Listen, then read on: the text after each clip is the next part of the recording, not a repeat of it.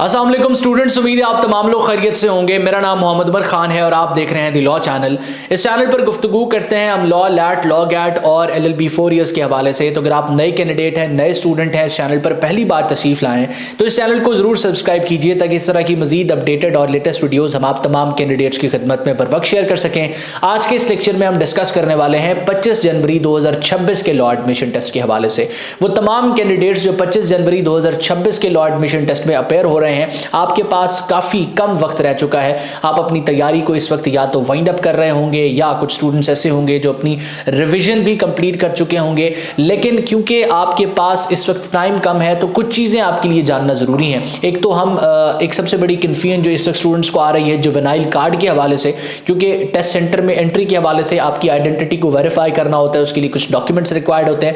तो higher education commission ने साल 2025 के आखिरी लॉ एडमिशन टेस्ट के बाद एक अपडेट दी थी कि वो तमाम कैंडिडेट्स जो हायर एजुकेशन कमीशन के ज़ेली इदारे एजुकेशन टेस्टिंग काउंसिल के किसी भी टेस्ट में अपेयर हों, चाहे वो लैट का टेस्ट हो, यूसैट का टेस्ट हो या कोई भी और एग्जाम हो, जिनके पास CNIC नहीं होगा अंडर 18 होने की वजह से, तो वो अपना जुवेनाइल कार्ड या स्मार्ट कार्ड अपने साथ लेकर आएंगे। तो उस हवाले से मैंने स्टूडेंट्स को अपडेट किया था कि साल 2026 का जो लैट है उसके लिए आप अपना जुवेनाइल कार्ड या स्मार्ट कार्ड बनवा लीजिए अगर आपका CNIC नहीं बना हुआ। तो अब क्योंकि रोल नंबर स्लिप आ चुकी है तो क्या इंस्ट्रक्शंस हैं, जिनके पास जुवेनाइल कार्ड नहीं है क्या वो एंटर हो सकते हैं, ये तमाम चीज़ें हम डिस्कस करने वाले हैं। सबसे पहले हम अपनी तैयारी को यानी कि स्टूडेंट्स की तैयारी को डिस्कस करते हैं। मैक्सिमम स्टूडेंट्स जो लॉ एडमिशन टेस्ट में अप्लाई करने के बाद प्रिपेयर करना स्टार्ट कर चुके थे वो अपनी तैयारी को वाइंड अप कर चुके हैं। अब तैयारी को वाइंड अप करने से मुराद क्या है कि वो सारे सब्जेक्ट्स के सिलेबस को किसी रिसोर्स से ओवरव्यू कर चुके हैं। इस वक्त आपने मॉक्स को सॉल्व करना है। मॉक्स को सॉल्व करने से क्या मुराद है कि आपके पास अगर कोई प्रिपरेटरी मटेरियल मौजूद है तो उससे 100 मार्क्स का एक अपने लिए पेपर बना लीजिए। किसी सीनियर को, दोस्त को, भाई को कह दीजिए कि आपके लिए एक पेपर जो है वो कंबाइन कर दे जिसमें 75 मार्क्स के MCQs हों और वो MCQs उसी डिवीजन के साथ हों जो लैट में आपके लिए जो है वो डिवीजन होती है। और साथ साथ एक एस्से का टॉपिक और एक पर्सनल स्टेटमेंट का टॉपिक पास पेपर से पिक कर लीजिए और उस पर लिखना स्टार्ट कर दीजिए।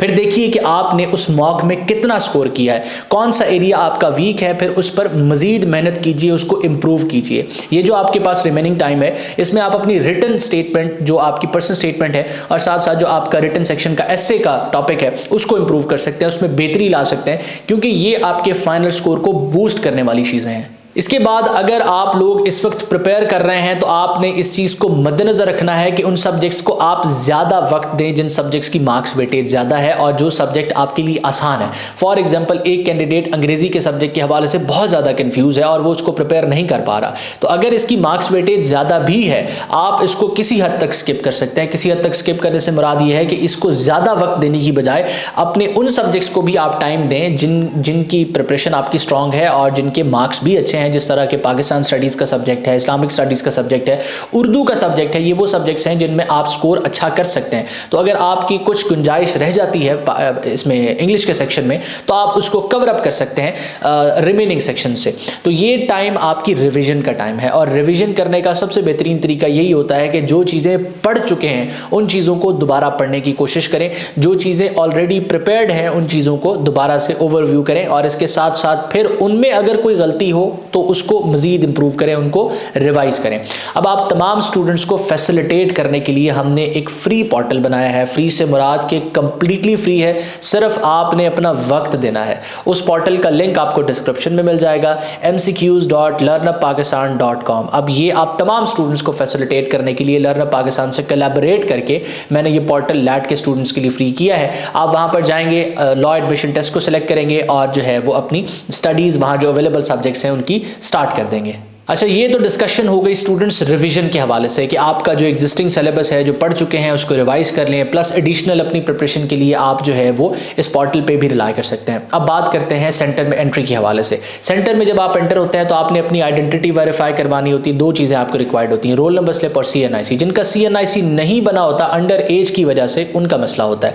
अब ये एक मिथ सर्कुलेट करती है कि जो 18 साल से कम है वो लैट नहीं दे सकता, ऐसा बिल्कुल भी नहीं है। लॉ एडमिशन टेस्ट देने के लिए एज की कोई रिक्वायरमेंट नहीं है। आपने इंटरमीडिएट क्लियर किया हुआ, इसका मतलब ये कि 17 साल आपकी उम्र होगी। अब आपको आइडेंटिटी वेरीफाई करवाने के लिए अपनी ओरिजिनल रोल नंबर स्लिप यानी कि जिसका प्रिंट आउट आपने लेना है, उसके साथ साथ आपको आपका बे फॉर्म रिक्वायर्ड होता है। अब बे फॉर्म पर मसला ये होता है कि आपका नाम, वल्दियत, CNIC सब कुछ लिखा होता है, आपकी तस्वीर नहीं होती, तो पिक्चर ना होने की वजह से आपकी आइडेंटिटी वेरीफाई नहीं हो पाती।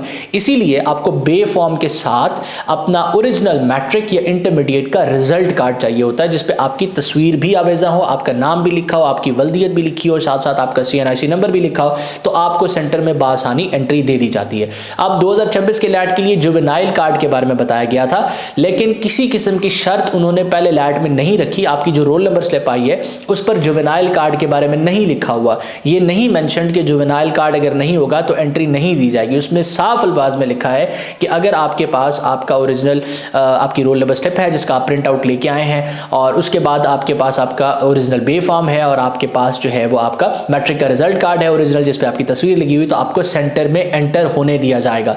तो इस अकॉर्डिंग आप अपने आप को प्रिपेयर्ड रखें। जो अब आपके जहन में कंफ्यूजन थी कि जुवेनाइल कार्ड नहीं बनवाया, नहीं बना हुआ, तो उस वजह से आपकी सेंटर में एंट्री नहीं रोकी जाएगी। आपने इस लॉ एडमिशन टेस्ट में लाजमन अपेयर होना है। वो तमाम स्टूडेंट्स जो इस लैट में अप्लाई नहीं कर सके या इसमें किसी भी वजह से अपेयर नहीं हो पा रहे, आने वाले वक्त में हम आपके साथ जल्द नेक्स्ट लॉ एडमिशन टेस्ट के हवाले से अपडेट शेयर करेंगे, और साथ साथ नेक्स्ट लॉ एडमिशन टेस्ट की जो एडमिशन में इंपॉर्टेंस होने वाली है उस पर भी हम डिस्कशन करेंगे। आपके जहन में कोई भी सवाल है जो लैट की तैयारी से रिलेटेड है या LLB एडमिशन से रिलेटेड है, आप बिला झिझक हमारी टीम से डिस्कस कर सकते हैं। व्हाट्सएप नंबर हमारा आपकी स्क्रीन पर आपको शो हो रहा है। इसके अलावा आप हमारी स्टूडेंट कम्युनिटी की भी ज्वाइन कर सकते हैं, जिसको ज्वाइन करना बिल्कुल फ्री ऑफ कॉस्ट है। उसको ज्वाइन करने का लिंक आपको डिस्क्रिप्शन में मिल जाएगा। द लॉ चैनल पर पहली बार आए तो इस चैनल को सब्सक्राइब कर लीजिए, और अगर आप पहले से इस फैमिली का हिस्सा हैं तो इस चैनल को अपने दोस्तों के साथ जरूर शेयर कीजिए ताकि वो भी हमारी इन वीडियो से मुस्तफीद हो सकें। अल्लाह आपका हामी और नासिर हो। हमेशा आप तमाम स्टूडेंट्स की कामयाबी के लिए दुआ गो। उमर खान और उसकी टीम। अल्लाह हाफिज़।